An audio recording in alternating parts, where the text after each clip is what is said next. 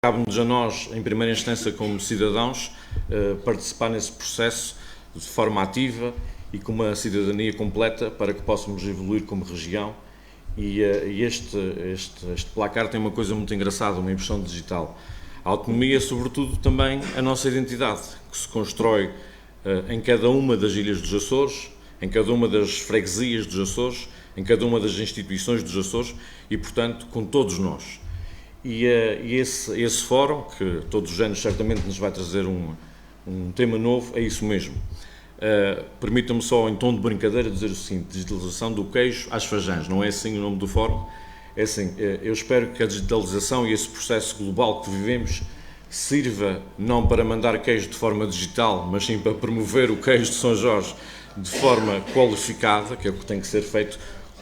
Isso, na essência, que o queijo de São Jorge é de facto um produto qualificado e que merece, e que mereceu no passado, no presente e no futuro, a melhor atenção e a particular atenção do Governo Regional dos Açores, sendo o queijo de São Jorge, sem dúvida, um dos grandes produtos dos Açores e uma das grandes fontes de promoção, e que essa dita digitalização para as Fajãs seja também a sua promoção qualificada, mas seja uma forma de trazer pessoas às Fajãs de São Jorge, que cada dia que passa, do topo aos rosais, são mais conhecidas, mais faladas e a sua visitação vai estar sempre a aumentar, e sabemos nós, comunidade política e cívica, olhar para as Fajãs com o devido valor. São espaços culturais e de terreno que têm mais de 500 anos e são, de facto, inequivocamente, o maior produto turístico que a Ilha de São Jorge tem. Em boa hora, pelo menos eu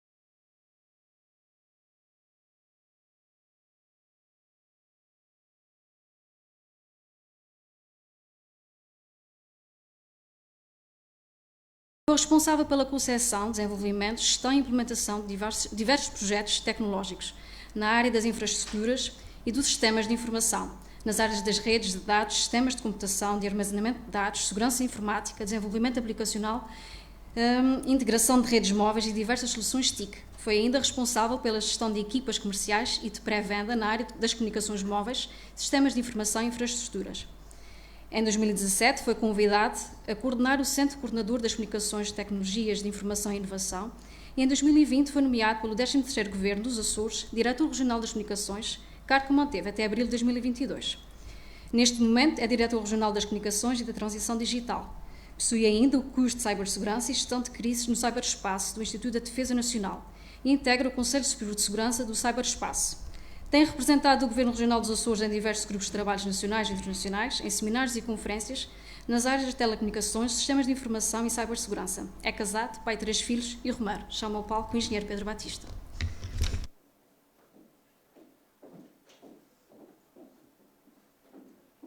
Boa noite. Excelentíssimo Sr. Presidente do Governo Regional, Excelentíssimo Sr. Vice-Presidente, Senhoras e Senhores Membros do Governo, Sr. Deputado, Srs. Deputados, Sr. Presidente da Câmara da Calheta e Sr. Presidente da Câmara das Valas, a todos, minhas senhoras e meus senhores, muito boa noite. Eu vou tentar, para mim, dizer primeiro que é uma honra estar aqui num fórum autonómico, com a importância do fórum, e espero sinceramente que o pouco que sei destas matérias de digitalização ajudem aqui. Portanto, vou tentar, eu não tenho fama de ser breve, mas eu vou tentar abreviar algumas coisas, prometo não vou ser fastidiante. E portanto, vamos falar sobre, eu tenho que ir dando sinal para se passar o...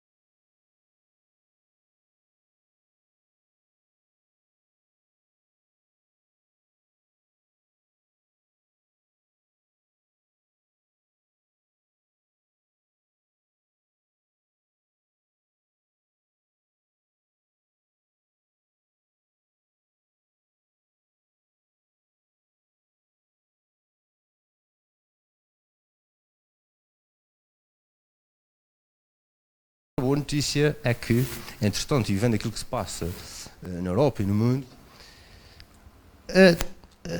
a ideia de digitalização foi-se desenvolvendo e hoje em dia nós já pensamos o ecossistema de forma diferente. E ainda bem que o pensamos assim, porque este governo também não pensa a digitalização, não pensa a tecnologia como um fim, mas sim como um meio. Não queremos digitalizar por digitalizar, nem queremos tecnologia por tecnologia. A tecnologia e a digitalização têm que estar ao serviço das pessoas, têm que ser construída, desenvolvida numa ótica de citizen-centric, utilizando o termo anglo-saxónico, mas é o cidadão no centro. Tudo aquilo que se fizer tem que servir o cidadão. E essa é também um desafio e é assim que devemos nos posicionar. Dar-vos aqui um bocadinho também daquela visão. E aqui tem sempre, voilà, dois fatos. Né? Tenho o da Soriano e o diretor regional. E, portanto, se alguma coisa também daqui da minha conversa for assim um pouco mais provocatória, posso sempre dizer que foi na altura que tirei o casaco de diretor regional e estava aqui com a Soriano. É muito cómodo. O que é que nós estamos a fazer, alavancados também pelo PRR, que é um importante acelerador nessa matéria? Em termos de digitalização, o que é que nós procuramos quando falamos na digitalização da administração pública? Objetivos de eficiência, de transformar a relação e a interface que temos com os cidadãos e com as empresas, conhecer mais aquilo que fazemos e como fazemos, ter portanto, a capacidade de capacitar melhor e mais transparência e a participação dos cidadãos e das empresas. Na eficiência, basicamente, há aqui um trabalho que tem que ser feito que é um bocadinho doloroso e que de alguma forma fomos olhando sempre ao longo destes anos, fomos olhando um bocadinho para o lado, mas há de haver um dia que vamos ter mesmo que olhar para ele. O que é que são os processos? Nós, para desmaterializar processos, para integrar os processos, para simplificar processos, nós temos que conhecê-los, nós temos que saber onde é que eles começam, onde é que eles acabam, quem é que intervém, onde é que intervém, quando é que intervém, como é que intervém. Depois de termos tudo isso documentado, tudo isso, e há linguagens próprias para isso, depois temos isso tudo mapeado, não é? Como fazem as empresas, por exemplo, que têm as certificações da qualidade, ora, aí claramente vai ser muito fácil codificar, passar isso para software, porque está lá tudo, é só codificar, é muito simples. Então, nesse âmbito, há projetos de intranet que pretendem, de facto, tratar os processos digitalmente, em termos de interface com o cidadão, a lógica de um ponto único, que é uma lógica do ponto único. Se olharmos, por exemplo, para o exemplo da banca, qualquer um de nós percebe que hoje em dia raramente vai a um balcão. Não é? Temos um app, temos o nosso telemóvel, temos uma aplicação e fazemos quase tudo lá. Mas mesmo que vamos, se a gente for ao balcão, também a pessoa que nos atende sabe exatamente que interações é que nós tivemos.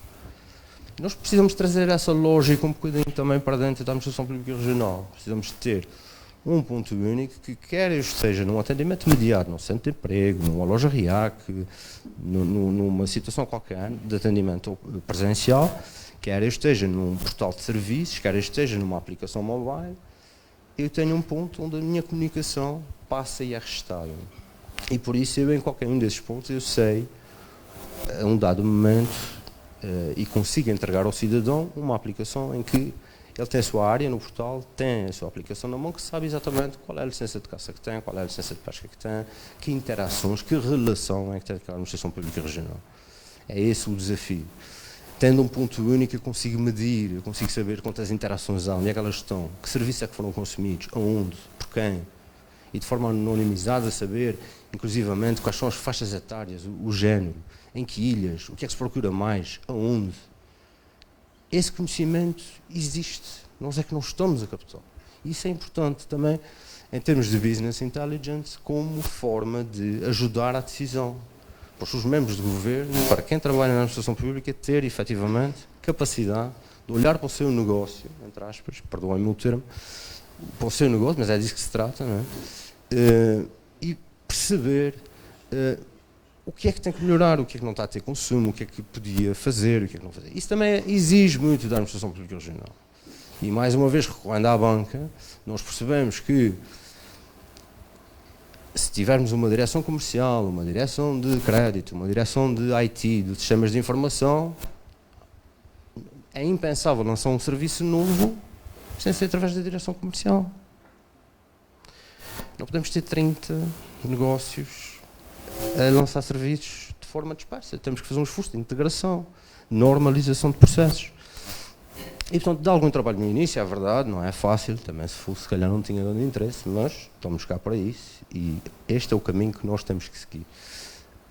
Na capacitação, de facto, e de forma transversal, portanto, podemos falar na saúde, na educação, há projetos inscritos, há uma plataforma de formação dos Açores que deve servir, quer, para vir mais para aqui, que tem que servir as empresas e os cidadãos açorianos, como também deve servir os trabalhadores da administração pública regional.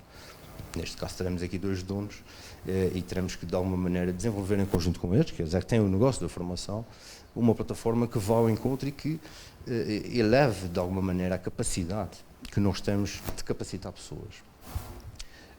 Também ao nível dos manuais digitais, ainda agora eu falava com a senhora secretária, é um instrumento importantíssimo. Os nossos miúdos andam com dispositivos, nós pensamos que eles dominam os dispositivos, eles não fazem nada de jeito com os dispositivos. E o manual digital é uma forma bastante engraçada de os ensinar a utilizar aquele dispositivo já numa ótica profissional, já numa ótica de buscar informação, já numa ótica de correlacionar a informação, de fazer exercícios, de metodologias, de método. Isso é importante. Porque há o chavão de que a juventude tem muita mais facilidade com o digital e com as tecnologias, mas se calhar não passa disso mesmo, de uma ideia pré-concebida ou de um mito que não se realiza depois.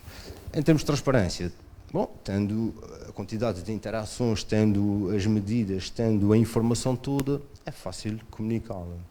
e, portanto, organizar esses dados sob a forma de dados abertos.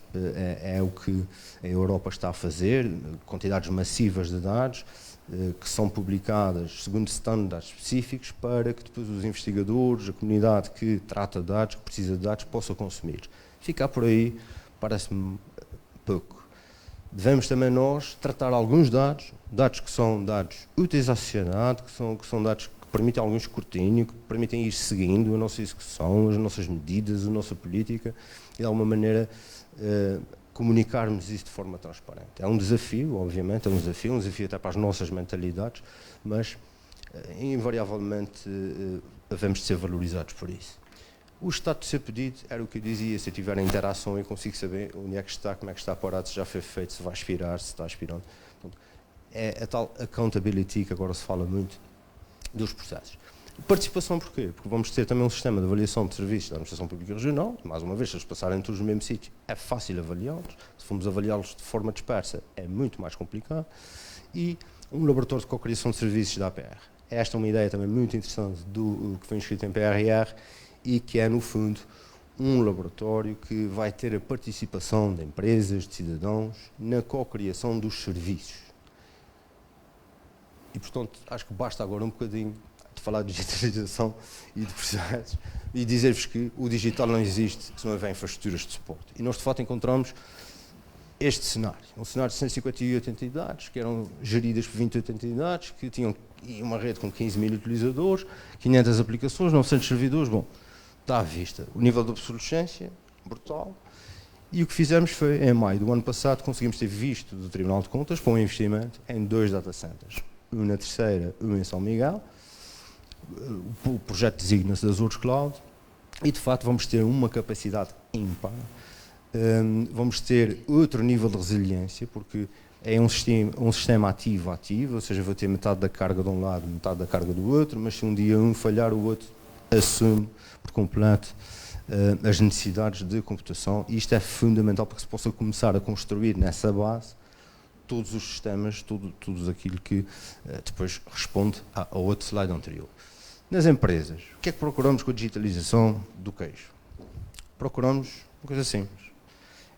Nas empresas mais do setor produtivo é mais fácil, se calhar, ter essa ideia, mas mesmo nos serviços também se aplica, que é, de um lado, criar eficiência, a digitalização para dentro da empresa, não é?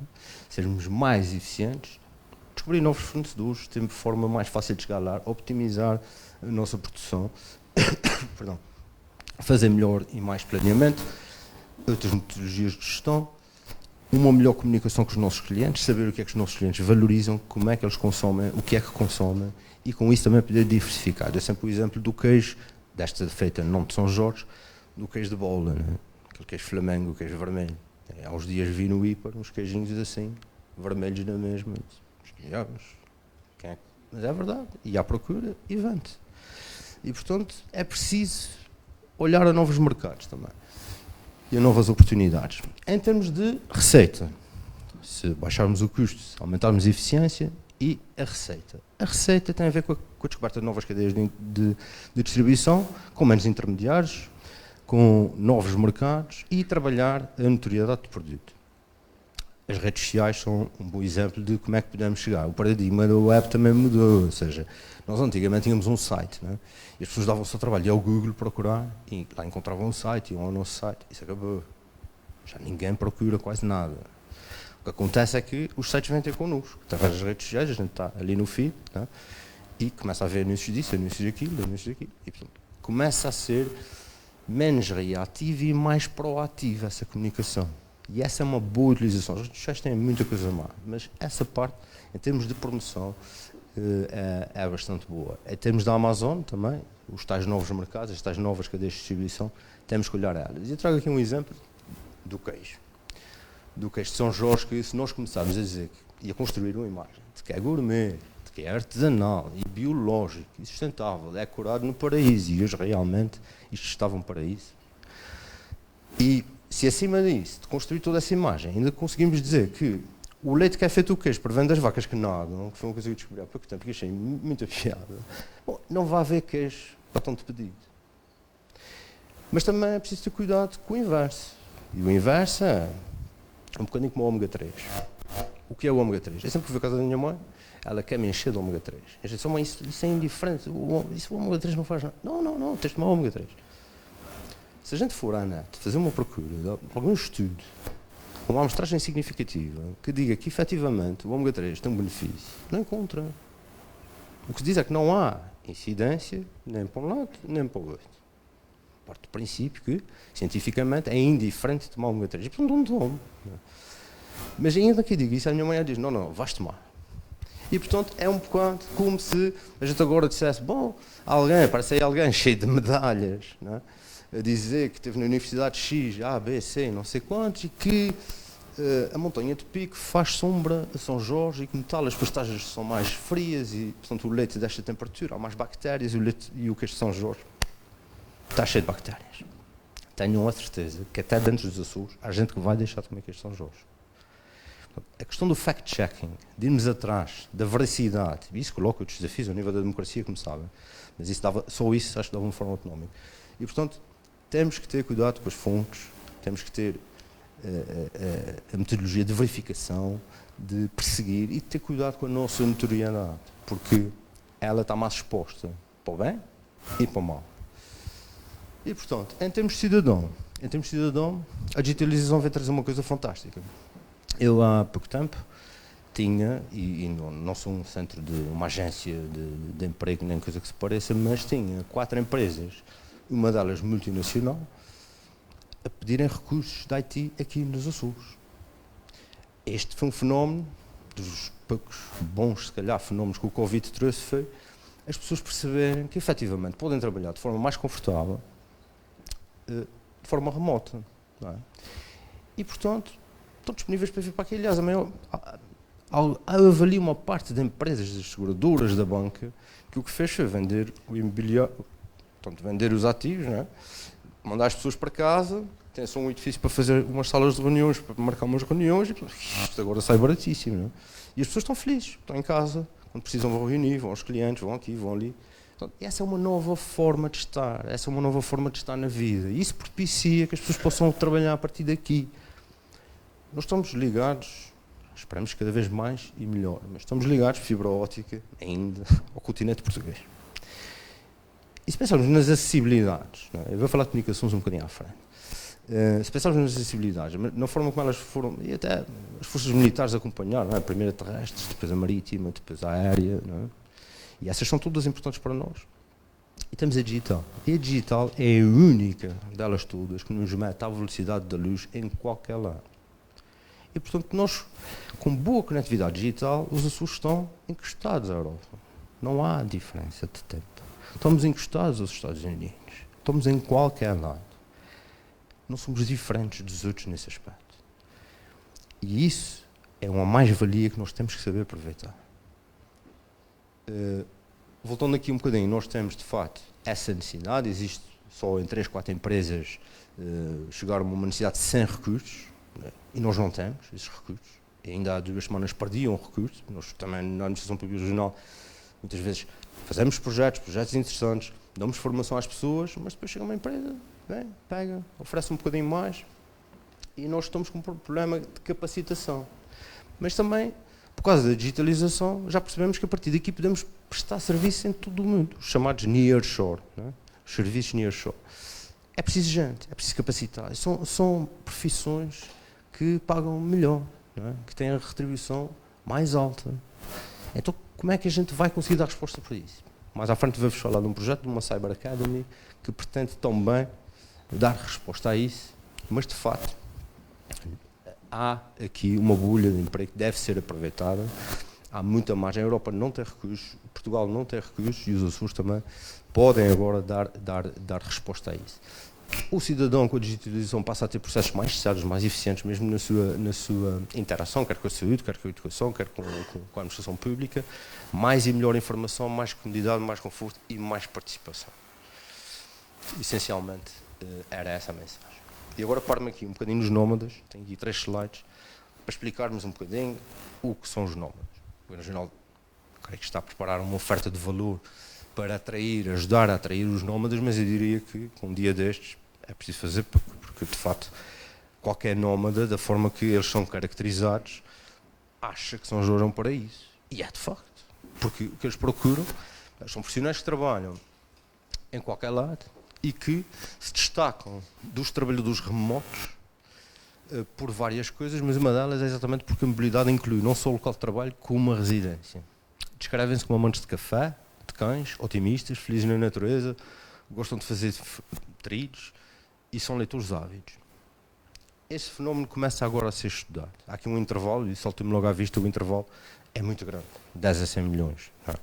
E, portanto, há um grande desconhecimento. Estas são as balizas atuais. Estima-se 1 bilhão. Se essa estimativa for feita com base no intervalo, também se calhar está desajustado.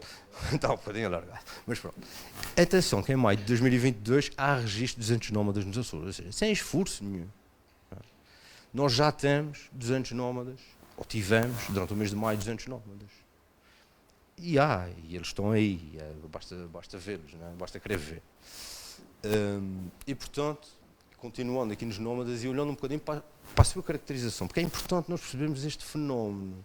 Não vale a pena, se calhar, avançarmos com ideias, enfim, com pouca base, porque temos que conhecer primeiro o fenómeno. E o fenómeno diz que 70% são homens, 61% brancos, 50% entre os 25 e os 34, solteiros, 65, heterossexual 87, norte-americano 51. Bom, agora estou com o fato de cidadão. Tem aqui uma média anual de rendimentos de $85 mil. Caminhadas e trilhos é de facto o seu desporto favorito, em 50% dos casos, 97% vacinados. Não é religioso, 55%. Valoriza a espiritualidade, 30%. Come carne, 74%. 53% das senhoras também. Indivíduos veganos, vegetarianos e pescetarianos, 25% dos homens, 47% das senhoras. Atividades profissionais é indústria TIC, marketing e comunicação, indústrias criativas, comércio eletrónico, enfim. O tempo médio de estadia, ou de estada, 71 dias. Não são 6 meses. São 71 dias. Há coisas que ninguém pode fazer por nós. E isso, enquanto açoriano, estamos todos juntos. Somos todos açorianos, sabemos de quem é que falamos. E temos de ter cuidado. Porque por mais que não há governo nenhum, não há decreto nenhum que ajude a criar esta dinâmica, que tente maximizá-la, que tente potenciá-la, se chega alguém a um alojamento local e o lençol não está bem lavado, ou se a casa está suja, ou se as coisas não funcionam, ou se a internet não funciona, parte-se logo metade do trabalho. Mas isso só depende de nós, de cada um de nós, do brio que metemos em fazer as coisas, em fazer bem feito. Este fim de semana fomos uma balnear. Os miúdos pedem um gelado, vou tomar um café, vamos embora, snack bar, chego lá, sim senhor e tal, mais gelado, menos gelado, às vezes não tem tudo, mas isso a gente compreende, que às vezes não tem os gelados todos, mas pagar, multibom. Não tem multibom. E eu não tenho dinheiro. Portanto, não há gelado. O multibanco mais próximo, 3 km. Bom, se eu for multibanco, eu já não volto para trás. E, portanto, são essas pequenas coisas que nunca vão depender de decreto, que nós temos que sensibilizar as pessoas, temos que ajudar a construir, de mão dada com os municípios. Os municípios têm aqui um papel fundamental. Os nómadas, como se calhar se pode ver a seguir, valorizam o que os Açores têm para oferecer, e isso é o que nós temos para oferecer. Não é? A acomodação a bons preços, sem época alta, custo de vida relativamente baixo, infraestrutura de internet, apesar de tudo, São Jorge não é o melhor exemplo, é verdade, falamos disso mais à frente, mas nós temos uma boa penetração de acesso à internet.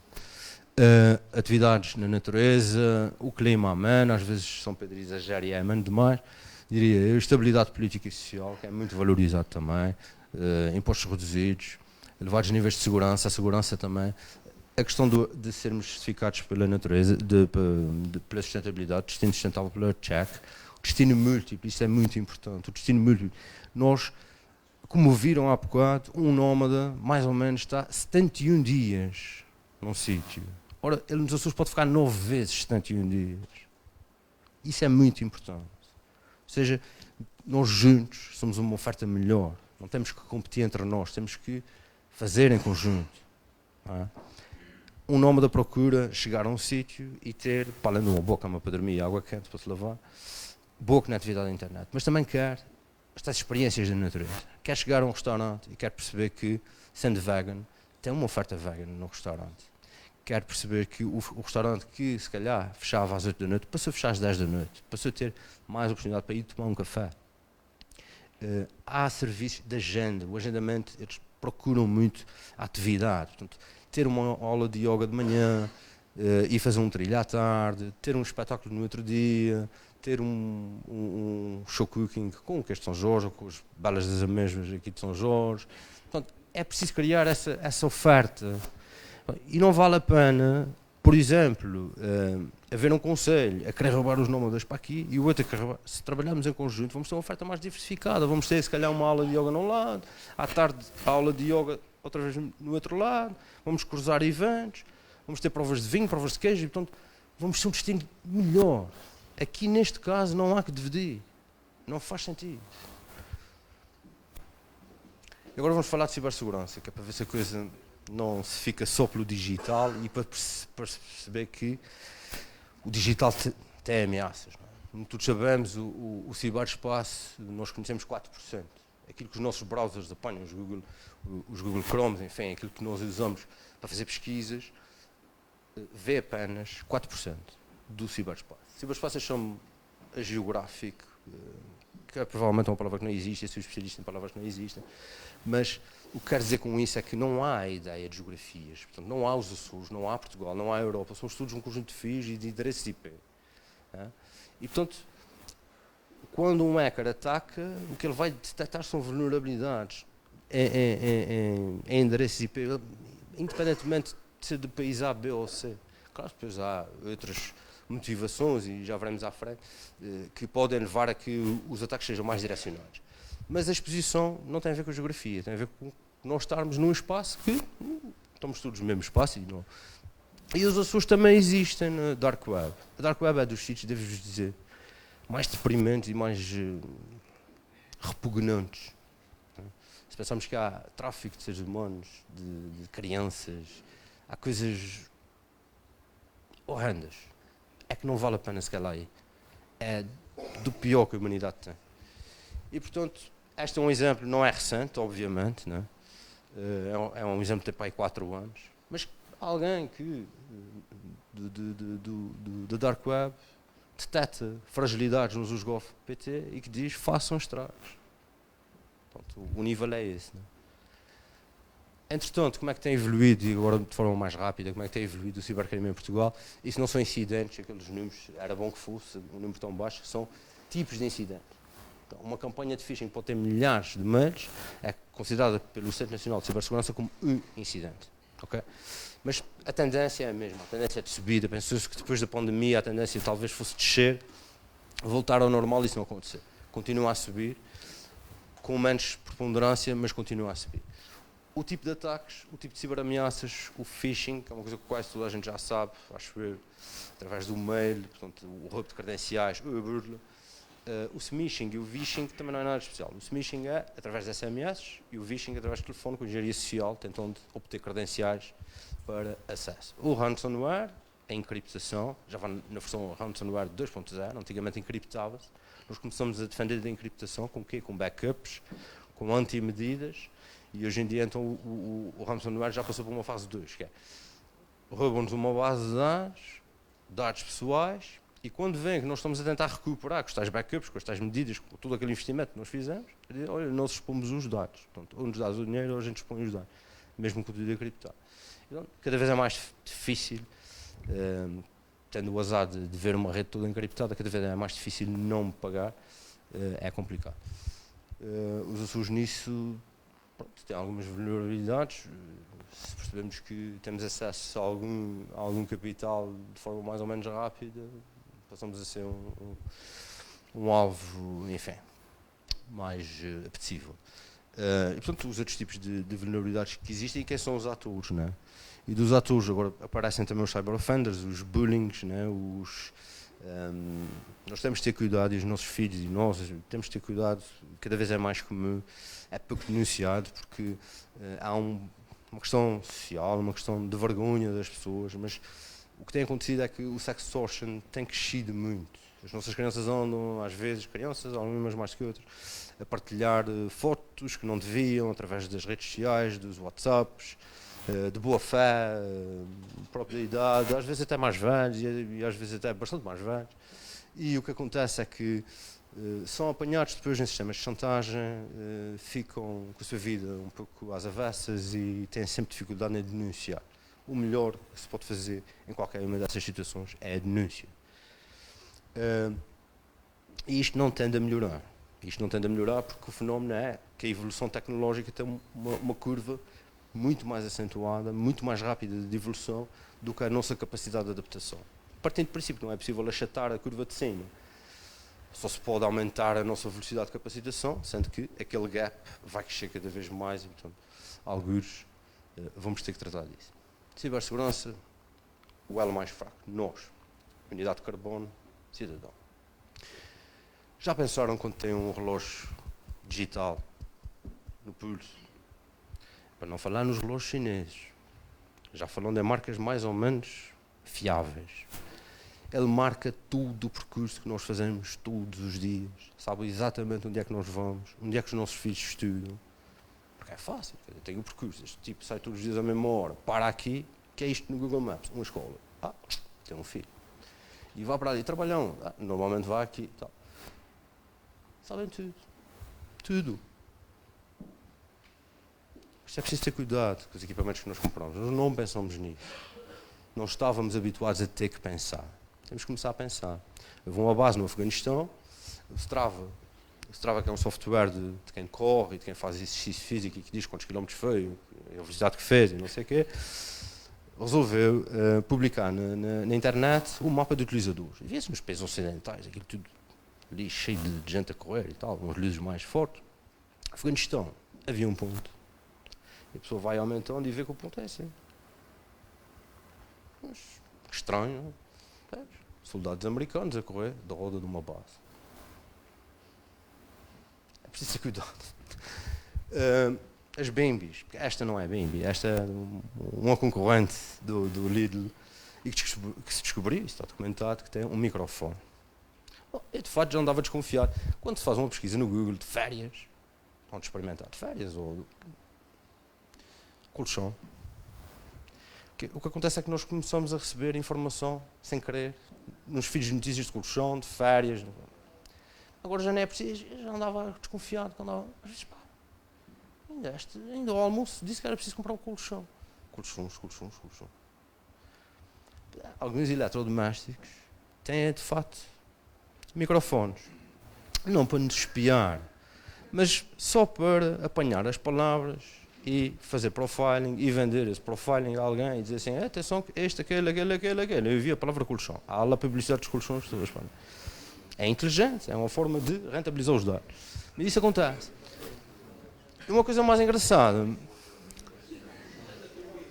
que são as lâmpadas Wi-Fi. A primeira vez que vi uma lâmpada Wi-Fi, disse que tinha que estar tudo para dar 100 e tal euros para uma lâmpada para acender e apagar no telemóvel.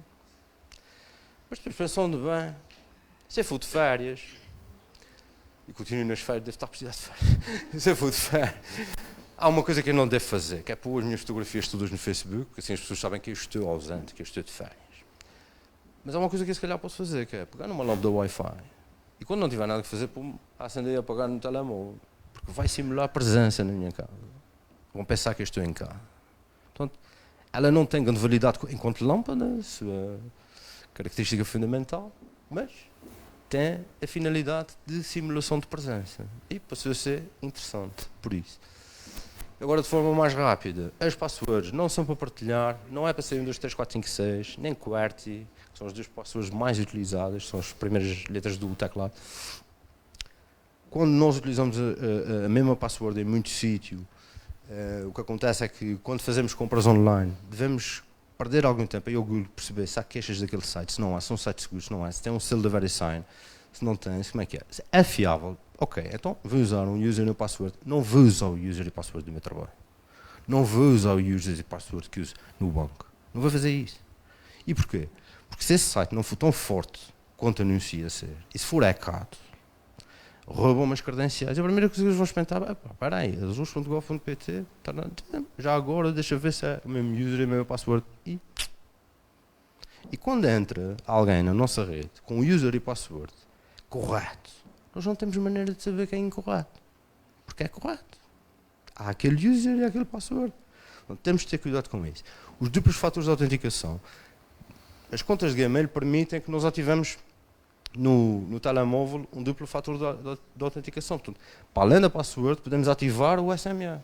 Pouca gente faz isso. Mas se houver alguém a utilizar as nossas credenciais, se roubar as nossas passwords, quando tentarem entrar, vai-te pedir o SMS, só nós é que temos. Mais notícias, agora sim mais notícias. Não há nenhum rei da Nigéria a querer transferir a sua herança para cá. Vamos aceitar isso? Não há. E portanto, infelizmente, não vale a pena entrar nessas cantigas, porque isto de digital tem só um meio de comunicação. Não é? E portanto, continua a ser uma forma de nos enganar e de causar prejuízo. A cibersegurança é muito mais comportamental do que tecnológica, e isso nós devemos ter presente, porque é assim, é a verdade.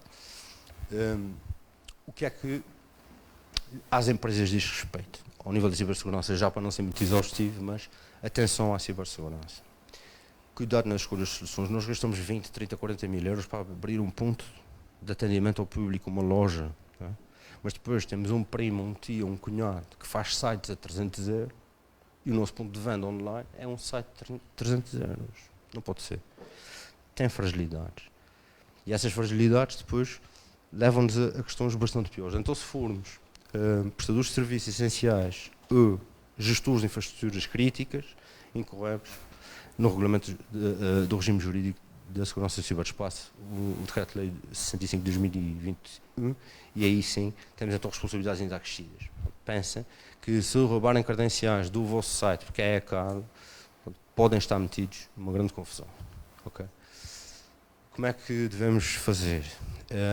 Mais serviços. Não é fácil fazer investimento em cibersegurança, principalmente nas PMEs, mas uma coisa é certa, há produtos nos operadores de telecomunicações, nos players de mercados, ajustados, que podem ajudar, que fazem toda a diferença e que nós não devemos olhar para o lado. É importante ter uma conectividade à internet? Mas é também importante que ela seja segura.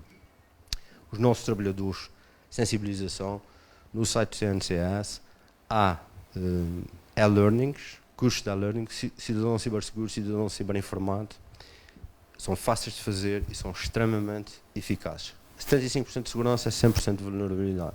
Se pensarmos numa casa com 4 janelas, em 3 janelas podemos ter grades, mas se cima delas estiver aberta, temos a casa aberta. É assim na cibersegurança também. O que é que nós temos estado a fazer? Há bocadinho falei-vos de uma infraestrutura que vai suportar todos os sistemas de informação desta nova digitalização da administração pública regional. Pois também é preciso protegê-la. E, portanto, este semestre vamos dar início, daqui a pouco tempo, ao processo de contratação de Azure Cyber 360, que é de facto a camada de proteção desses sistemas. Aquilo que nos vai permitir nós securizarmos os nossos dados, darmos segurança, nós temos a custódia dos dados do cidadão. E isso é uma responsabilidade. E, portanto, vamos ter que dar segurança aos nossos dados, por um lado, e ter capacidade de nos defender, ter capacidade de antecipar, de conhecer. Portanto, é a integração de alguns produtos que são conhecidos e bastante conhecidos ao nível de produtos de cibersegurança. Cyber Academy, o que nós notamos é que nas escolas profissionais, hoje em dia, saem muito bem preparados alunos com uma formação de base, por exemplo, ao nível da gestão de redes. Nós queremos ter uma academia e temos já parceiros, portanto, o PRR, o que nos dá a hipótese aqui, o que nos deu a hipótese é de criar o conceito. Vamos começar agora a construir esse conceito, até setembro, e basicamente o que queremos é poder dar módulos de formação. As pessoas podem ir acrescentando módulos à sua formação. Quer seja na gestão de redes, quer seja na administração de sistemas, quer seja em sistemas de segurança informática, quer seja no desenvolvimento de software. Há muitas aplicações, há muitos sites que são desenvolvidos e que não são seguros, e temos que ensinar a desenvolver de forma segura. Portanto, a cibersegurança tem muitos vetores. E nós precisamos, até ao nível jurídico, nós precisamos de juristas mais capacitados em termos de cibersegurança. Ao nível da comunicação, também. E podemos construir aqui currículos, mais formais, menos formais, com a ajuda dos fabricantes, com a ajuda de alguns players do mercado, com a ajuda da nossa universidade, com a ajuda das escolas profissionais. Portanto, esse ecossistema pode ser montado, deve ser montado para capacitar pessoas, para dar resposta às necessidades. O Governo Regional dos Açores foi o primeiro a inscrever a palavra cibersegurança no seu programa de governo. Isso demonstra bem a importância que dá à digitalização e a poder fazê-la com segurança. Temos também que desenvolver, e vamos desenvolver agora programas de campanhas de sensibilização, porque é bom que esta mensagem do cuidado que devemos ter chegue mais longe. E agora o nosso problema, principalmente aqui em São Jorge, que é a conectividade, não é? E a conectividade é uma questão também de autonomia, tem sido também uma questão de autonomia. Eu costumo dizer sempre que a Europa começa, há sempre aquela visão que a Europa termina. Não, a Europa começa aqui. A Europa pode ter nos Açores, como na Madeira, os seus pontos avançados de conectividade, os seus braços estendidos no Atlântico, a sua verdadeira dimensão atlântica, que não tem aproveitado. O que nós damos no programa de governo é que o governo garantirá ainda o acesso dos açorianos aos produtos e serviços de telecomunicações existentes no continente português, nas mesmas condições tecnológicas e comerciais que estão disponíveis naquele território. É inadmissível, aos dias de hoje, nós temos ilhas que só têm uma oferta de televisão. Algumas delas, por satélite, que não têm ainda a capacidade de andar para trás, de andar para a frente, de escolher os seus conteúdos, de escolher... Nós não temos motivo para continuar a aceitar essa situação. Não há motivo, não há razão de ser. Portanto, há que descobrir aqui a capacidade numa área que é uma área que não está abrangida pelo Estatuto Político-Administrativo dos Açores, que é as comunicações, do resto, como não estão outras, e conseguir impor aquilo que são as nossas ideias. Nós, no âmbito da construção da proposta, no âmbito das comunicações do Portugal 2030, do quadro de apoio, um dos projetos que temos é exatamente podermos corrigir as deficiências que são motivadas pela aplicação de planos nacionais num arquipélago, sem critério. Nós já tivemos aqui uma pequena vitória, porque quando fomos chamados a aparecer no leilão de 5G, nós fizemos uma alteração que foi aceita e que fez toda a diferença. O que dizia o leilão, o regulamento do leilão, é que 75% das freguesias, a cobertura tinha que ser de 75% das freguesias até 2023, perdão, e 95% até 2025. E nós introduzimos da população de todas as freguesias. E isso faz muita diferença. 75% da população de todas as freguesias é muito diferente do que 75% das freguesias. E esse foi o problema até agora, historicamente. Para além de termos tido aqui um operador incumbente que também era, por um lado vendia capacidade, por outro lado também estava no negócio, era grossista e retalhista ao mesmo tempo, introduzia aqui assimetrias, é verdade. Mas a verdade é que nós não temos, hoje em dia, o nível de conectividade, né, que devíamos já ter. E isso é extremamente prejudicial. Então, se é através da digitalização, é através da conectividade que nós conseguimos estar presentes, que nós conseguimos estar de igual para igual, essa é uma infraestrutura essencial.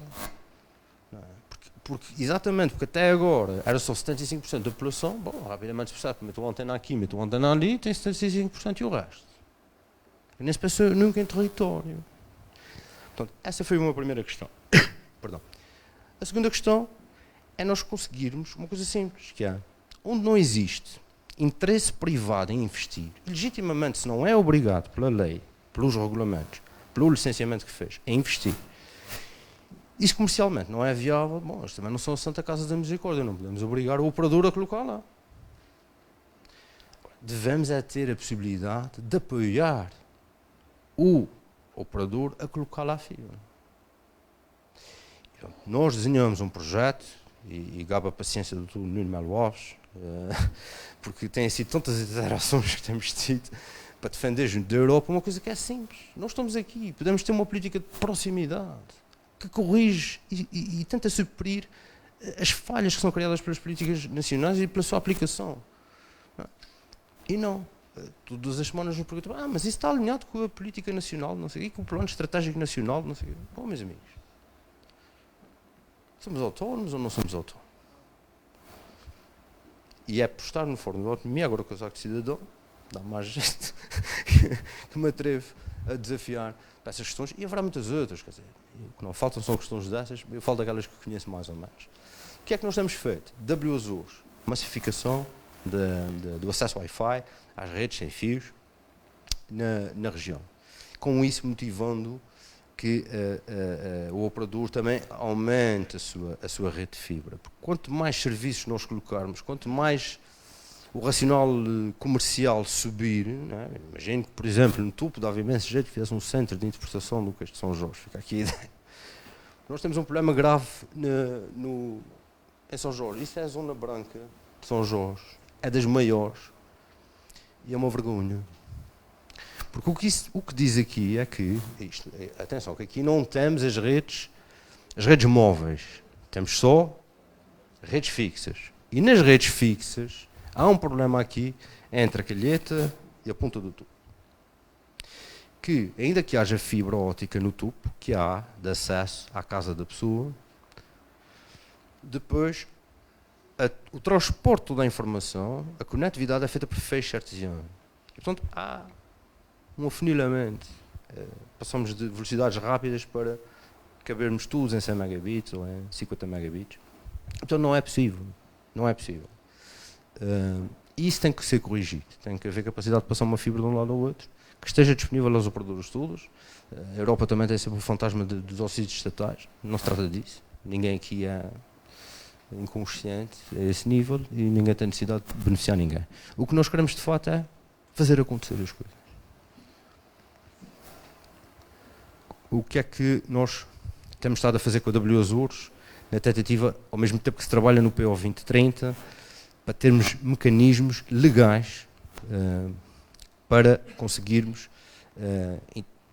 motivar esses tais investimentos e poder apoiar com fundos comunitários esses investimentos. Bom, nós já instalamos a WASURs nestes pontos que aqui estão. Já pedimos instalação nos outros que ali estão.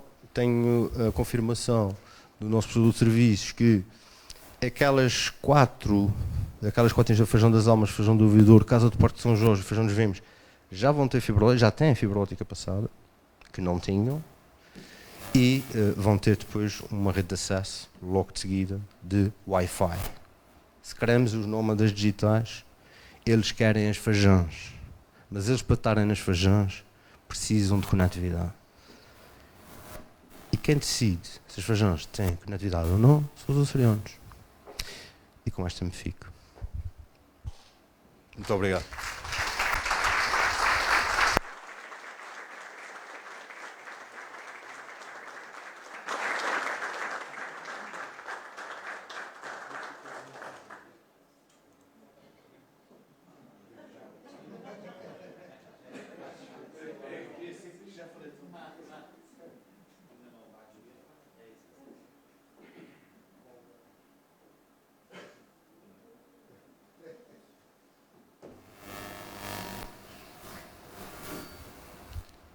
Alguém tem perguntas? Sr. Vice-Presidente.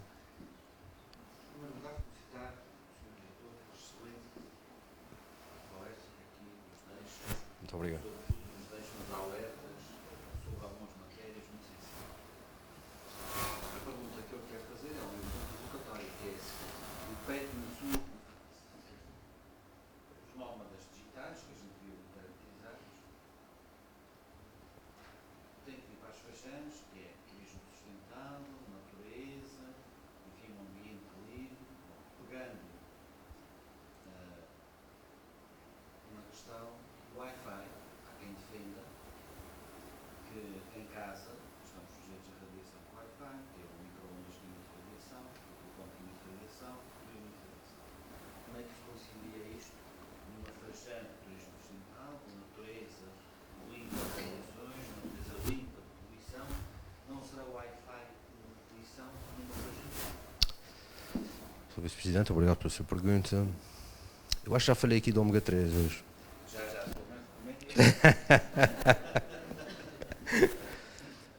Não há ainda evidência científica, embora hajam desconfianças, e há estudos que apontam no sentido que a radiação não é saudável. Não é? Há limites de radiação, os operadores estão obrigados a limites de potência nas antenas, exatamente para mitigar o risco do excesso de radiação.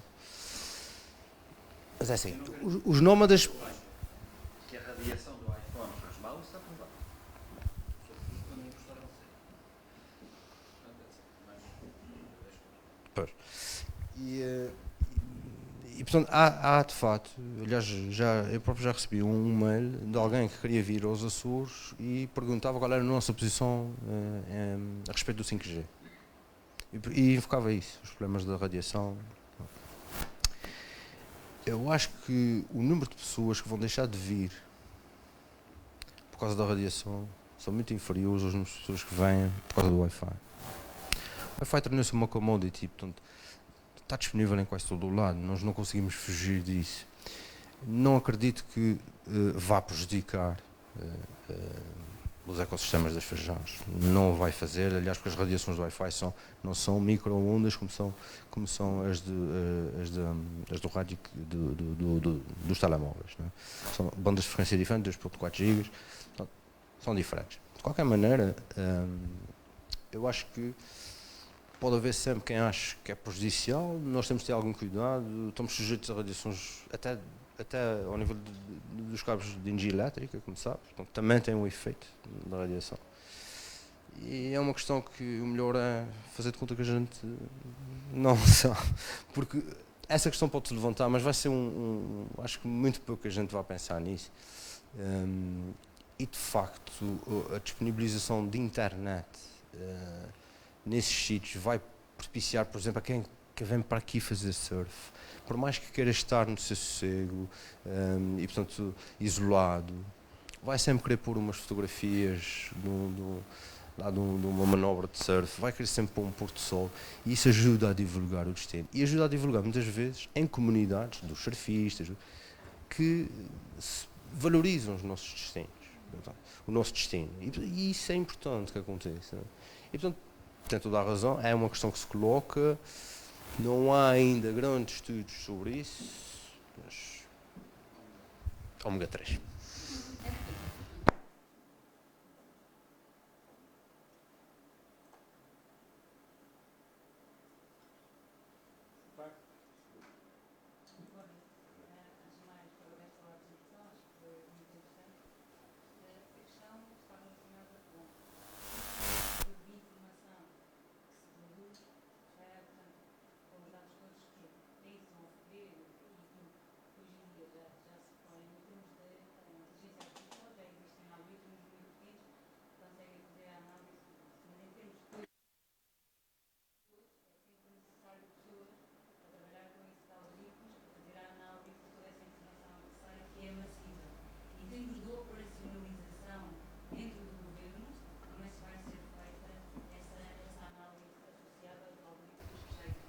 Muito bem. Como é que se chama? Sandra. Obrigado pela pergunta. Esse é um desafio.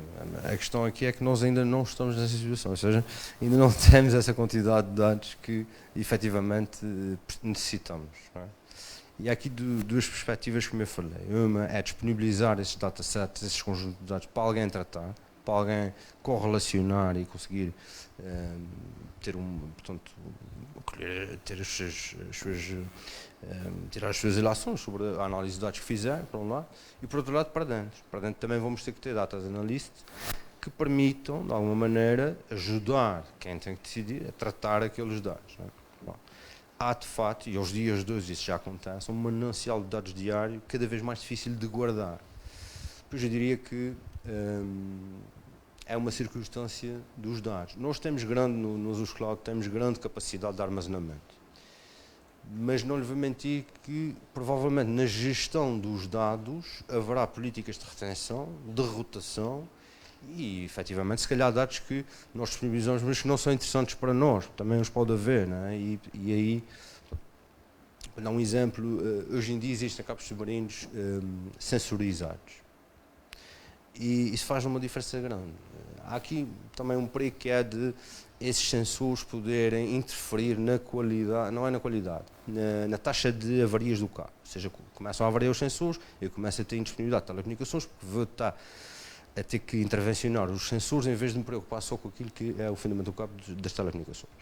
Mas esses sensores que dão temperaturas, que dão movimentações, que analisam a possibilidade de o tráfego submarino e os padrões de tráfego submarino e a pressão, não é? Vão fornecer um manancial de dados desconhecidos até hoje, não é? São quantidades muito elevadas de dados. Penso que haverá também algoritmos que hão de cortar e nas suas amostragens, se calhar espaçar as amostragens de maneira a deitar alguns dados fora e portanto, quando tiver que fazer uma procura mais de pormenor, ter aí mais dados.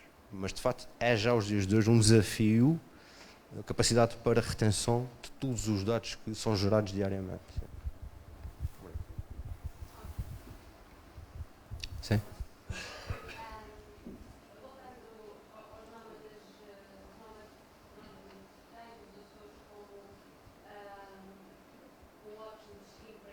Um paraíso.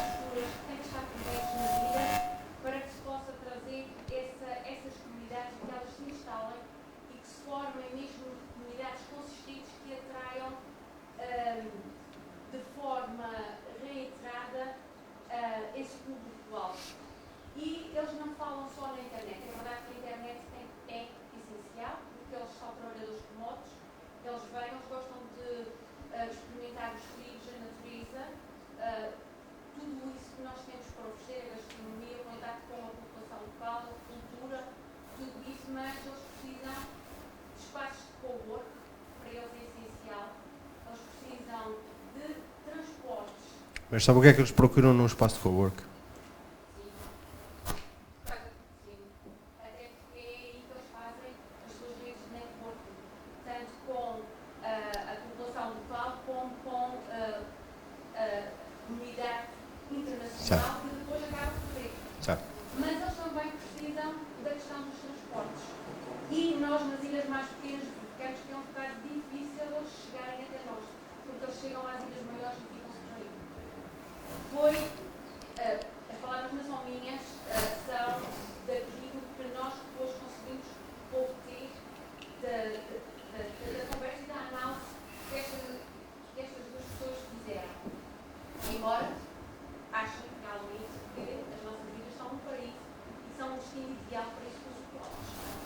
Certo. E a questão? Alguma... A questão, não, é só uma observação. Muito bem. Muito obrigado. E tem a razão, ou seja, é preciso conectividade, é preciso criar as tais infraestruturas, não é? Que permitam, quer ao nível do alojamento, quer ao nível das tais agendas, quer ao nível também do cowork. Mas eu quando perguntei do cowork que eles procuram um sistema de cowork muito diferenciado, muito diferente daquilo que são as estruturas formais que nós conhecemos. Para eles, um espaço de cowork é metermos aqui alguns sofás com essa vista maravilhosa e estar com um portátil em cima da perna e de preferência, quase obrigatoriamente ter uma cafeteria para servir café e fechar às 8h30 da noite. E isso eu acho que os municípios têm não diria a obrigação, mas tem a capacidade de fazer melhor que ninguém. Portanto, aí no espaço de cowork não acho que seja um grande desafio. Obviamente, implica aqui que se olhe para isso com alguma atenção, que seja coerente na oferta, mas não me parece, porque eu não vou ter que construir espaços dedicados à beira-mar com vista, eu já estou aqui. A questão dos transportes. A questão dos transportes não se coloca só aos nómadas. Não. Mas também é bem preciso perceber que o nómada, quando vai chegar e se chega a uma ilha, à Terceira ou a São Miguel, penso que eram essas duas que estava a referir, vá lá, se calhar fica 71 dias. E depois é mais barato ir aqui para São Jorge, ou para o Pico, do que voltar para o outro lado do mundo, para a Bali, ou ir para a Madeira, que se calhar já esteve. Eu acho realmente que nós temos aqui capacidade para ter 9 vezes 71 dias por pessoa, não é? E essa talvez não seja a experiência da Madeira. E talvez a Madeira também queira ver-nos Açores, e acho muito bem, e acho que juntos, continuo a dizer, somos mais fortes. Conseguimos manter a comunidade nómada do lado do Atlântico, portanto, aqui entre Cabo Verde, Madeira, Açores, não é? É se calhar melhor do que deixá-los partir para outras geografias. Portanto, tem que ser em conjunto. E nós temos uma vantagem muito grande, nós temos ligação, quer ao continente europeu, de forma facilitada, ligações aéreas, quer ao continente americano. A Madeira se calhar não tem isso.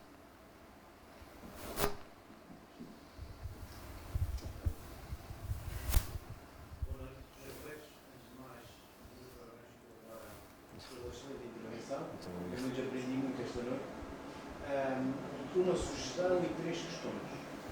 A primeira sugestão é que seja criado um programa regional de formação, de pequena formação aos pequenos empresários e às pequenas empresas, porque os ciberataques e as vítimas dos ataques informáticos são grandes e, infelizmente, as grandes empresas, nós não temos grandes empresas, temos pequenas e médias empresas nos Açores. Essas muitas vezes não investem na cibersegurança, as mais pequenas muito menos, e por isso, às vezes, se não for o Governo Regional a dinamizar isso através das câmaras de comércio, acho que era uma sugestão que se devia dar para diminuir e melhorar a eficiência nessa área. Depois, 3 questões. Se eu bem percebi, nós até 2023, não é? Iremos ter a fibra óptica, vamos ter 2023.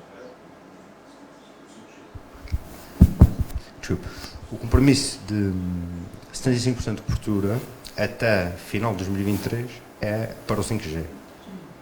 Para a tecnologia de rede móvel 5G, que já vai melhorar bastante.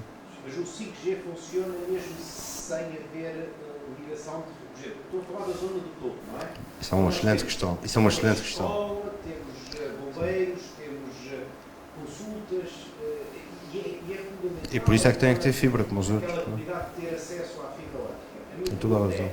Se vamos conseguir ter, que isso é uma luta antiga que nós nunca conseguimos cá na ilha, isso é fundamental para uma empresa que está na caneta e que tem de funcionar, que hoje, através da aplicação do telemóvel, está ligada à empresa para saber o controle de atividades da sua empresa, é difícil. Isso é a minha primeira pergunta.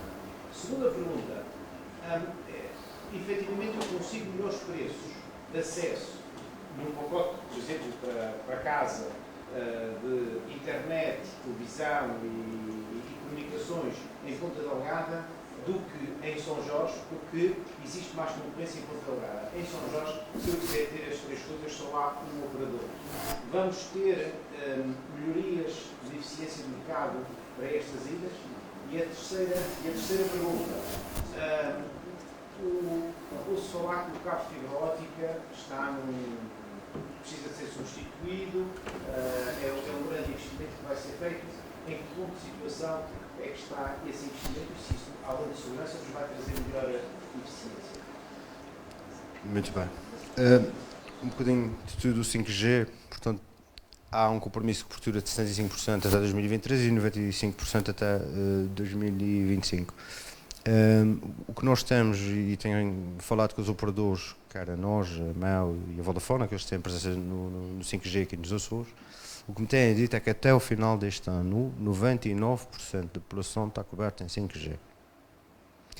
Agora pergunta-me, isso é suficiente para eu poder ter tal oferta diversificada? Falava-se muito no lacete digital, ou seja, em vez de ir à casa do cliente com um lacete de linha local, que é em cobre e agora em fibra óptica, podermos ter um lacete wireless, não é? Termos um lacete que a conectividade 5G é tanta, tem tanta largura de banda que me permite também passar a televisão. Isso não vai acontecer. Talvez no 6G. E isso tem a ver com vários fatores. É um consumo muito grande de banda comparado a outros serviços que o produto presta, e uma vez que já tem fibra no chão não vai ocupar a banda com isso. E não dá para massificar porque realmente é uma banda muita banda. E depois, como diz, e tem toda a razão, para termos bom 5G, essas estações, essas antenas deviam estar interligadas à velocidade da luz, em fibra óptica, para fazermos escoamento dos dados e do tráfego até à saída para a internet, que no caso é São Miguel e na Terceira, portanto é entregue a São Miguel e depois liga-se ao cabo submarino e vai para o continente. Isso é o que nós estamos o que eu expliquei com as zonas brancas é o que nós estamos a perseguir, é a capacidade de apoiar essa passagem de fibra onde ela não existe e que nós achamos que tem que existir. E tem que existir porque ali também é uma escola, como disse muito bem, ali também é um posto de saúde, ali também é um centro de dia, é uma casa de povo. Não vamos com isto criar fenómenos de tripla insularidade. Não se justifica aos dias de hoje. E portanto, é preciso agora trabalharmos em conjunto, no sentido de conseguir convencer a União Europeia a permitir, é que nem com hora, como a gente diz, nem com o orçamento da região, se a gente pode passar a fibra óptica. Porque isso é tido como um auxílio de Estado, como uma deturpação da concorrência. E é complicado. E portanto, também não podemos estar, um governo, pessoa do bem que somos, a fazer coisas contra a lei. Portanto, nós tentamos, a todo o lado que nós vamos, que eu vejo, pelo menos, tenho mais essa área da explicação, o discurso é sempre o mesmo. Onde o operador de telecomunicações não está comercialmente, não é viável e não está obrigado a estar, devemos nós poder financiar ou apoiar. E essa é uma luta que temos tido. Esperamos que, com o aparecimento de outros fenómenos que catapultem o interesse comercial, para nós conseguirmos que seja o operador, atenção, a Fibra Global, que é responsável, o operador grossista, que é responsável pela cobertura de 12 concelhos dos Açores, tem neste momento um plano de cobertura de 99%. E o que é que não está coberto? As fajanas, o tubo. E há fenómenos idênticos. As flores também têm um problema a norte, um problema grave a norte de cobertura. Santa Maria, que é uma ilha plana, mas tem problemas de cobertura. Então, esses mapas das zonas brancas estão disponíveis no site da Anacom. Eu sei que a Anacom também está a trabalhar com o Estado português no sentido de poder eles também obter verba para passar fibra nesses locais. Bom, na dúvida nós também estamos a pedir o mesmo para fazer cá. E portanto a ideia é essa, através também da nossa presença dos serviços da Administração Pública Regional, motivar cada vez mais que o operador meta lá a fibra. Em relação ao ANELCAM, a ligação continente Açores Madeira, é um processo de facto que se arrasta há tempo demais. Esperamos em breve que o Governo da República tenha uma solução e uma resposta para nós, mas essa é a competência do Estado português, é uma questão de soberania. O Estado português aparentemente tem que deter financiamento para isso, e tem financiamento para isso, então é uma obra que está do lado deles. Não me passa sequer pela cabeça que a gente fique sem casa. Acho que o Sr. Primeiro-Ministro não ia chegar a esse ponto de deixar que isso acontecesse.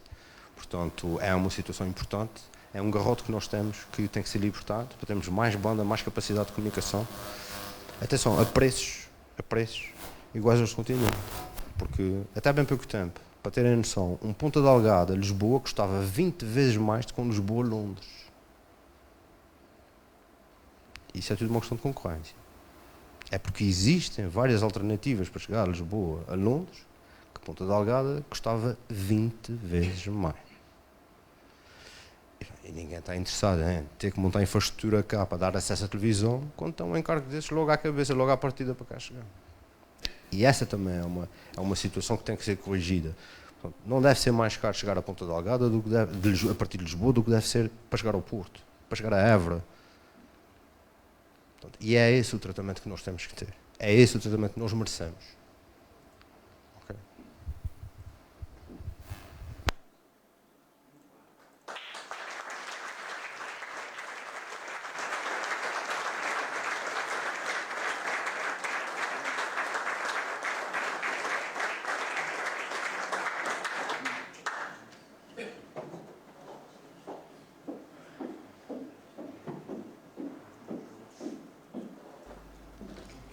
Vai usar da palavra Sua Excelência o Presidente do Governo dos Açores.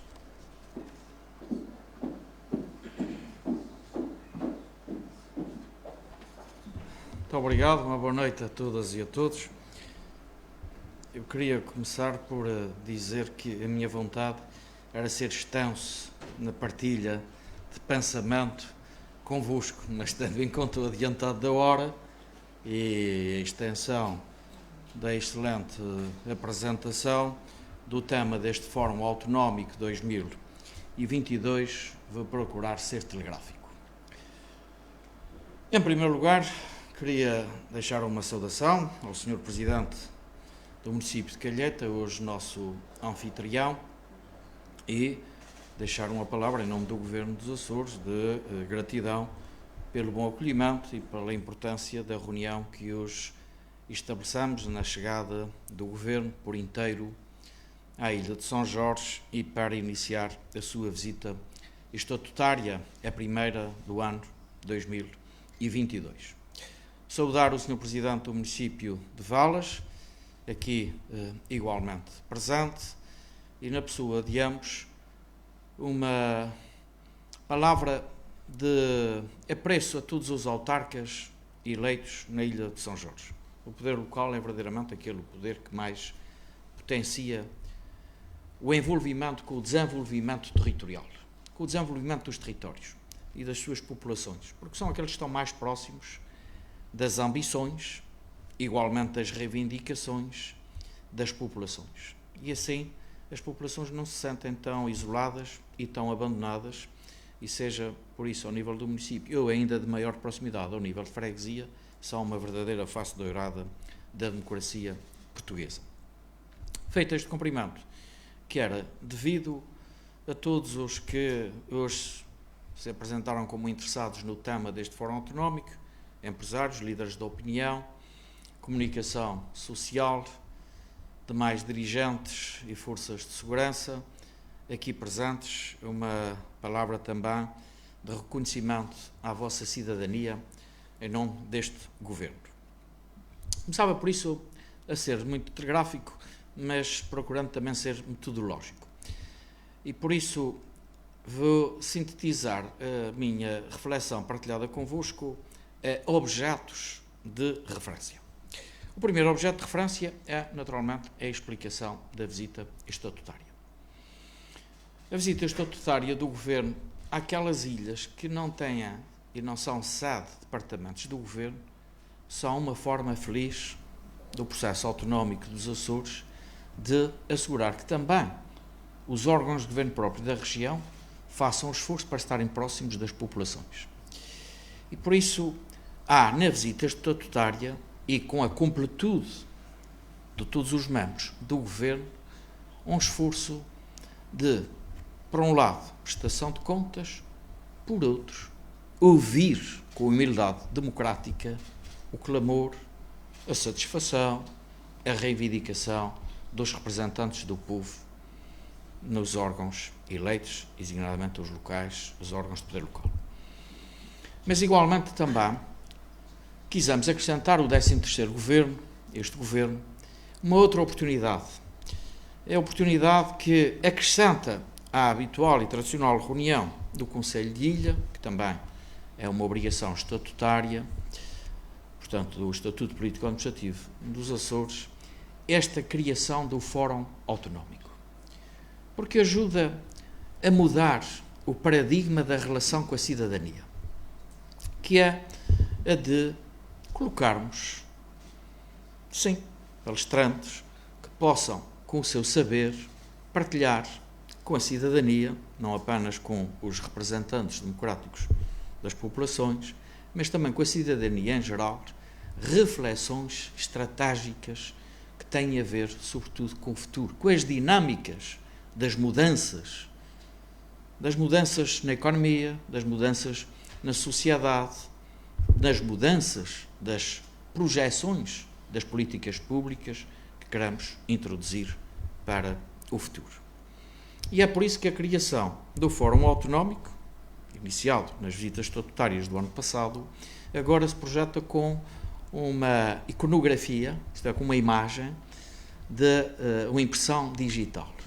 Sim, a impressão digital dos órgãos de governo próprio é a autonomia, é o prestígio da nossa capacidade de governar os Açores, os açorianos, com a nossa própria legitimidade democrática através de uma Assembleia Legislativa própria e de um governo próprio, responsável pela prestação de contas ao seu povo de forma direta.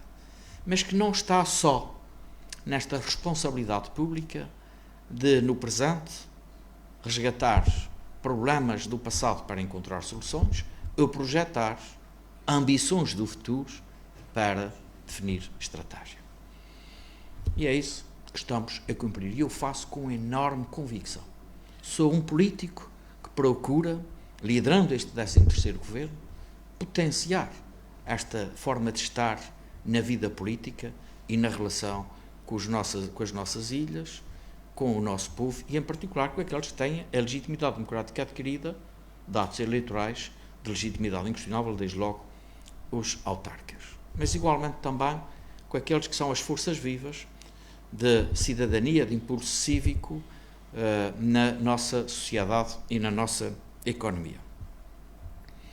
A escolha desta temática para São Jorge tem também uma outra perspectiva, que terá réplicas em todas as outras ilhas, com visita estatutária do governo, mas que procura encontrar uma motivação no tema que tenha muito a ver com o futuro, a projeção estratégica, mas igualmente com identidade da respectiva ilha, que implica a organização do Fórum Autonómico no quadro desta visita estatutária. É que nós temos uma ideia estratégica nesta governação e que está plasmada quer no programa do governo, quer nas orientações de médio prazo, que é um reconhecimento da identidade. Isto é, valorizar e projetar uma estratégia para o futuro não pode prescindir de um reconhecimento e de um resgate mesmo da identidade e do cluster de interesse de cada ilha, da sua economia, da sua sociedade. E o cluster de cada ilha, que corresponde a uma certa identidade, a uma certa forma de fazer bem o que é parte da sua tradição, para ser valorizado como forma de progresso e de enriquecimento, de criação de riqueza e, com isso, auxiliar de fixação de populações ao território, de geração de emprego e, naturalmente, de enriquecimento de famílias e empresas. Nós estamos apostados em potenciar a investigação e o desenvolvimento como instrumentos essenciais para fazer do que é tradicional, do que é identidade, do que é cluster da economia e de produção de riqueza, e em particular de bens transacionáveis, associados à investigação, ao desenvolvimento, isto é, à ciência, à tecnologia, capacidade de nos projetarmos com competitividade para o global da economia e da nossa interseção com o desenvolvimento que acontece no continente de Portugal ou no contexto da União Europeia, onde também somos parte. Quero deixar, por isso, uma palavra de felicitação, e por isso fiquei satisfeito, porque achei que escolhi bem o engenheiro Pedro Batista para aqui projetar esta reflexão sobre o digital e com a temática que tem a ver com isso, com os clusters de identidade de São Jorge, do queijo às feijões, mas estando aqui na Calheta, eu diria também, podia ser o atum, que ainda hoje foi beneficiário da visita e na reunião com o município de uma oferta de uma latinha de atum aqui da Santa Catarina. Ora, estas referências são de excelência e são de qualidade altamente competitiva.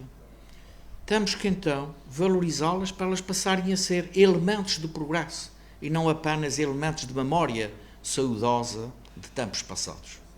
Mas serem, sobretudo, para além da memória e saudade de tempos passados, oportunidades de desenvolvimento e de enquadramento no futuro do progresso de São Jorge e dos jorgenses.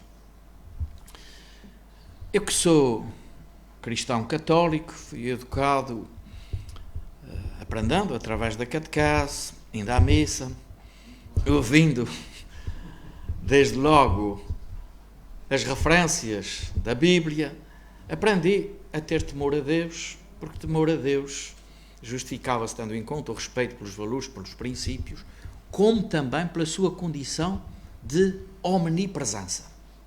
Está em tudo ao lado. Sabe tudo, vê tudo, ouve tudo. Hoje, com base na nova tecnologia, o que temos é uma outra palavra.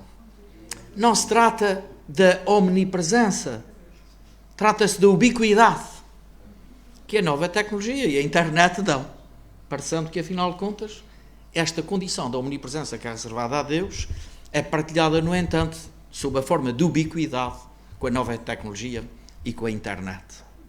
É por isso a vontade que me deu de, em certa medida, partilhar esta reflexão convosco, enquanto eu via o engenheiro Pedro Batista, porque, tal como na omnipresença de Deus nos gerava temor, a ubiquidade da internet nos leva a ter cautelas, daí as referências à cibersegurança.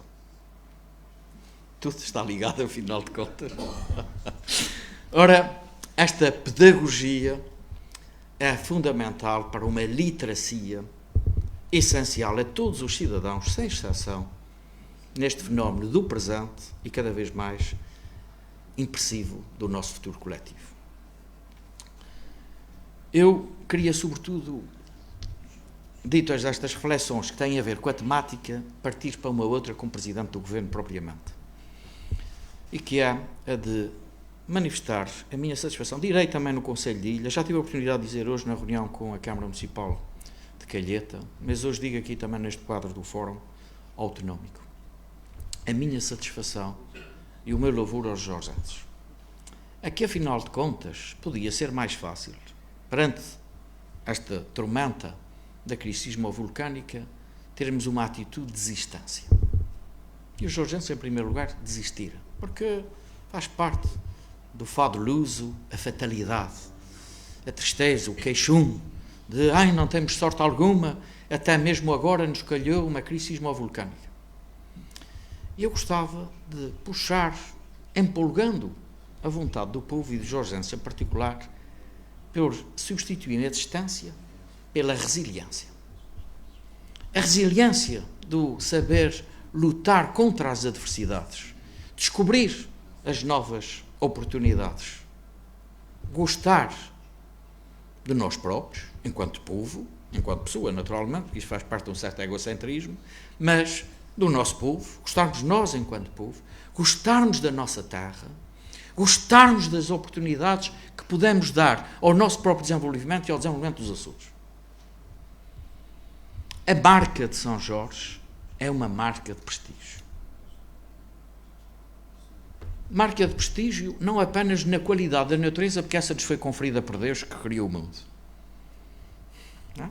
Vamos à bela natureza, bonita, a ilha linda, a sua orografia, as suas fajãs, mas isso foi-nos atribuído.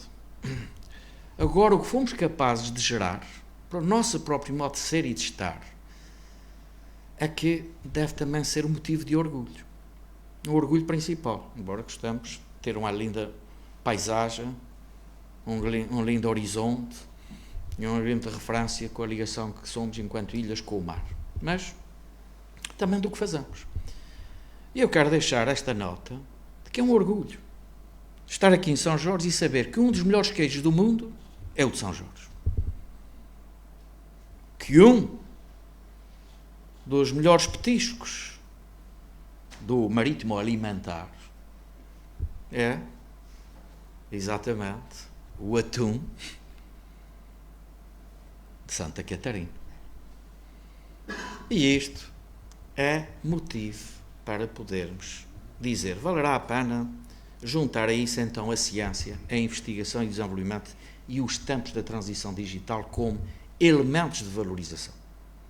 Isso depois, por causa desta modernidade dos nómadas digitais, juntarmos a oportunidade de captar talentos para estarem a conviver connosco, beneficiarem destas qualidades de produção, de acolhimento, de relacionamento humano, com o convívio e a contemplação das belezas da natureza, gerarmos economia.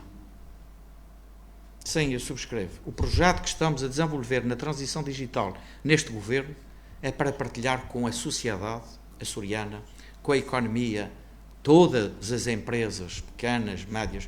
Eu disse o outro dia ao Sr. Ministro da Economia e do Mar, um dos pensadores e estrategas, por exemplo, do que seria o modelo de governança do PRR, ou das oportunidades de transição do país, no nosso enquadramento europeu, com a referência a isto. Enquanto no continente, ou na Europa, se pensa que pequenas e médias empresas são assim desta dimensão, aqui nos Açores são nanoempresas, coisinhas micro. Uma pequena empresa na Europa é uma grande empresa nos Açores. E, portanto, as estratégias concebidas em Bruxelas para as pequenas empresas são uma ilusão para as pequenas empresas dos Açores. E é preciso refletir isso. E é preciso ter esta aposta. Mas nós estamos focados exatamente em aproveitar as verbas do PRR para uma transição digital compatível com esta alavanca que a Administração Regional Autónoma pode dar também às empresas. Subscrevo a sugestão dada. Se for preciso fazer formação às empresas e aos empresários sobre esta matéria, faremos até em via aberta, porque frequentar a informação no portal da transparência, que a própria solução que queremos na nuvem Açores prestar, cá está, como às vezes o empreendedorismo não é esperar informação, é procurar informação, é estar atento às oportunidades do conhecimento. E, portanto, fica aceite a sugestão e devolvido o desafio. Daremos informação para depois haver quem procure o conhecimento e assim será. Aliás, uma parte significativa da ciência que queremos associar ao nosso modelo de investigação e desenvolvimento tem a ver não só com a conectividade da interpretação dos dados, como também a sua partilha, em canal aberto, em via aberta para cientistas, mas não só para cientistas, para a população em geral, no quadro da literacia digital que queremos implementar. Pronto, eu vou fazer assim com uma pessoa que me inspirou muitas vezes, que quando eu estava cansado, eu queria descansar, fazia este gesto. Significa que estava a chegar ao fim. Quero chegar ao fim deste convívio do Fórum Autonómico, feliz pela reflexão que aqui fizemos, confiante na capacidade de Jorge Antes e sabendo também pela informação estatística que recebi, e, portanto, do conhecimento empírico, não da intuição, de ouvir dizer. E o ouvir dizer, conforme as fontes, é sempre suspeito. A fonte dos pessimistas é que está tudo mal. A fonte dos otimistas é que está tudo bem. E nenhum deles apresenta a realidade. E por isso, o melhor mesmo é termos conhecimento empírico. E para o conhecimento empírico, eu procurei saber, São Jorge, apesar da crise sismovolcânica, tem negócio do negócio turístico, que é hoje um orgulho para nós. Sirvam bem, primeiro, a população e, igualmente, os turistas, aqueles que nos visitam, que ajudarão ao nosso crescimento, ao nosso desenvolvimento e à nossa riqueza. Bem, haja, viva São Jorge, viva a calheta de São Jorge.